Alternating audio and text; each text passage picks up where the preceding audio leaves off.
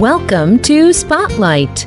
I'm Liz Wade. And I'm Ryan Gertzma. Spotlight uses a special English method of broadcasting. It is easier for people to understand, no matter where in the world they live.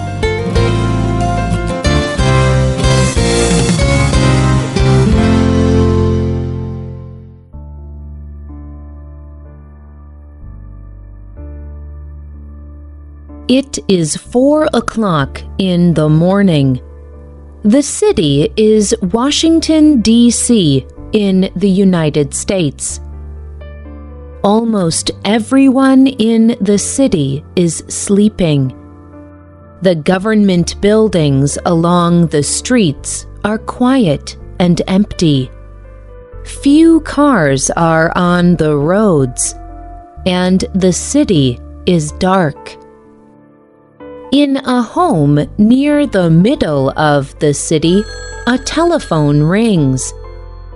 A woman answers. The woman's name is Peggy Bartels. The man calling Bartels is a family member. He is from her family's village of Otuam in the country of Ghana. He is calling with some strange news. This telephone call will change Bartel's life forever. The man explains that the village of Otuam needs a new king, and he tells Bartels that local officials have chosen her. Bartels cannot believe it. She is tired, and she thinks it is a joke. But it is not. Today's spotlight is on King Peggy Bartels, or King Peggy.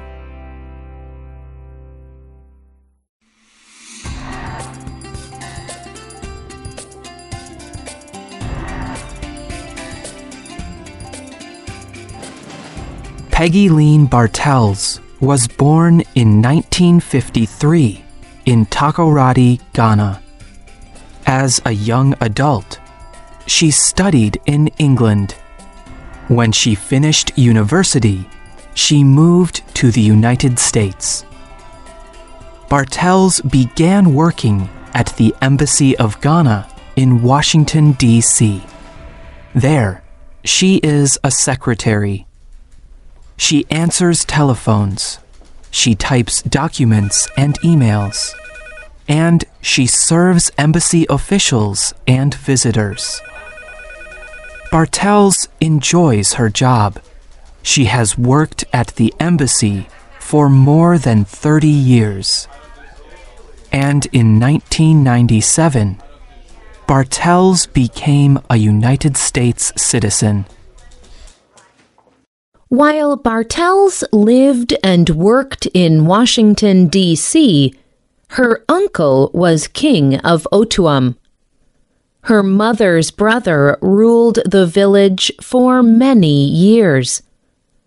But in 2008, the king died, and leaders in the village had to choose a new king. The leaders suggested names of people that might replace the king. One person suggested Bartels. This was an unusual suggestion. Past kings had all been men. The village leaders performed a ritual to choose the new leader. This religious tradition involved pouring liquid on the ground and then saying the name of each possible king. If the liquid quickly evaporated after one of the names, the leaders would choose that person to be king. The ritual confirmed that Bartels should be king. The village leaders were not sure about choosing a woman to be king, So they performed the ritual 3 times to be sure. Finally, the leaders agreed. They would offer the king's position to Bartels.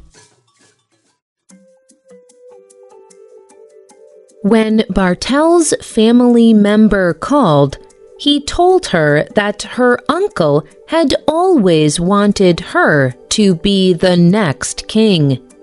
Bartels never knew that, and she was not sure if she should accept this new job. She had a job in the United States, and as king, she would be responsible for Otuam's 7,000 villagers. Bartels thought about the offer for many days. Soon, she felt like God was telling her to take it. She told the news organization NPR, "When they told me, I was a little afraid to accept it. It comes with responsibilities. And I have a job as a secretary in the United States. I have my own responsibilities and bills to pay. And to become king, you have to be really rich." But then, it was like someone was talking to me. A voice said, "Accept it. This is what you are supposed to do. You will have help, so you can help your people." So Peggy Bartels accepted the job of king. People usually only use the term king for male leaders. Queen is the word for female rulers. But Bartels did not want her people to call her Queen Peggy. She wanted them to call her King. She told the news organization CNN, "Most of the time, a king is the one who has all the power to do things. The queen has power over children's issues. And the queen reports to the king." Bartels knew that the term king would communicate power. So having this title was important for her. When Bartels told the men she wanted to be called king, they were surprised. She told NPR, "When I said this, all the men stood up. They said, 'A woman is speaking like this?' And I said, 'Yes, I am serious. Treat me like a man, because I am a man. Do not look at me as a woman. If you understand me as a man, then we can move forward. But if you think I am a woman, we are not going to be able to work together." Today, the people of her village respect King Peggy, and she is beginning to change minds. She told NPR, "They are beginning to accept me for who I am. The women are trying to understand me. They see that as a woman, you can do a lot. You do not have to sit down and wait for a man to succeed in life. If I am a woman and I am doing this, they can also do it. King Peggy has worked hard to improve the lives of people in her village.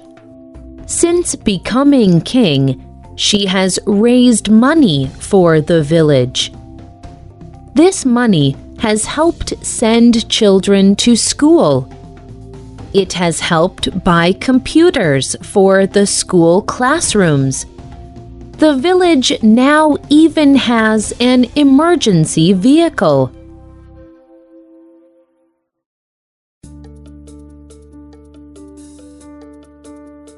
King Peggy still lives in the United States, and she still works as a secretary at the embassy. But she remains connected to her people. She visits Ghana for 1 month each year, and every day at 1 o'clock in the morning, she calls her representative in Otuam. This family member tells her everything that is happening in the village, and he tells the villagers what she says. King Peggy hopes to move back to Otuam when she retires from her job at the embassy. King Peggy did not expect to become king of Otuam, but now she believes it is her calling. She has faith that God meant for her to be king, and she believes God gives her strength to lead her people. She told CNN, I recognize that we all have a calling. We have to be ready to accept it. Helping my people has really helped me. I know that I can really touch and change their lives. I would have really regretted not accepting this calling.